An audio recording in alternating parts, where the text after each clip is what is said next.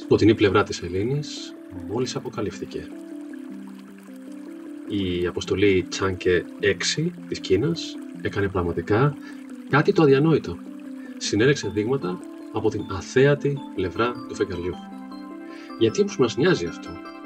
Γιατί αυτά τα δείγματα μπορεί να κρύβουν πραγματικά το αρχαίο παρελθόν του κοντινού μας γείτονα, ενός λοιπόν μέλους του ηλιακού μας συστήματος.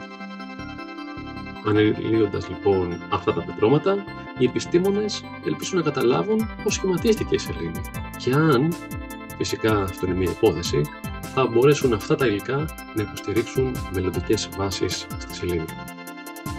Αυτό λοιπόν είναι η αρχή. Το φεγγάρι δεν θα είναι ποτέ ξανά το ίδιο. Άκου περισσότερα στο επεισόδιό μας, στο κανάλι μας, στο The Stardust Stories, The Science of Meteorites.